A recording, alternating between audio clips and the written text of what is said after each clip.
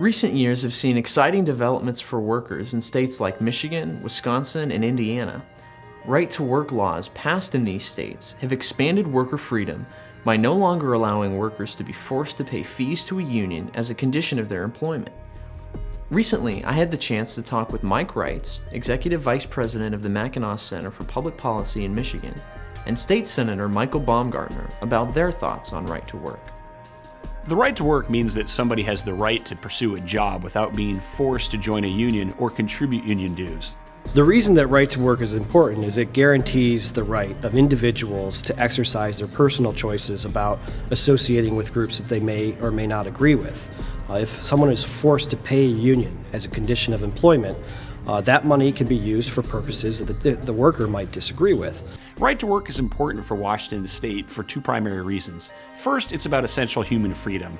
America stands for liberty and that people shouldn't be forced to do something they don't want to do. I believe people should both have the right to join a union and the right not to join a union. So that's the first, just basic human freedom. The second important reason is that it's good for our economy. Right-to-work states in the last 10 years have seen 9% higher jobs growth in the manufacturing sector than those states, like Washington State, which force people to join unions in some certain sectors. So the idea of a right-to-work policy is giving workers more control over their own destinies and who represents them in the workplace.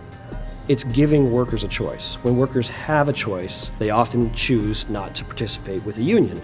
And we think that unions are going to be stronger because of that. They will serve their members better when they have to compete for their members' money and attention. And if they are focused on their membership and not just on political power, we think that labor unions will be more effective and even stronger in terms of being a service provider for their membership. It is possible for Washington to become a right-to-work state. It will be no means be easy, but if you look what's happening across the country, jobs growth is taking place in those states that have more liberal and more free business and regulatory environments. States that are right-to-work states tend to be more attractive to new businesses. A recent poll conducted for the Freedom Foundation found that over 1/3 of union members would leave their union if they could do so without losing their job or facing other penalties. State law needs to be changed to give workers this important freedom. But until that becomes a reality, workers who object to their union membership are not entirely without options.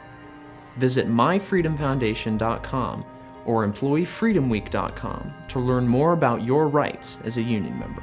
Very appreciative of the good work the Freedom Foundation does on this issue, and would encourage everybody that has an interest in trying to make Washington State a right-to-work state to be in contact, not just with Freedom Foundation, but also with my office. I think this is something that's going to take a lot of allies out there working together, but I do firmly believe this is something we can get done.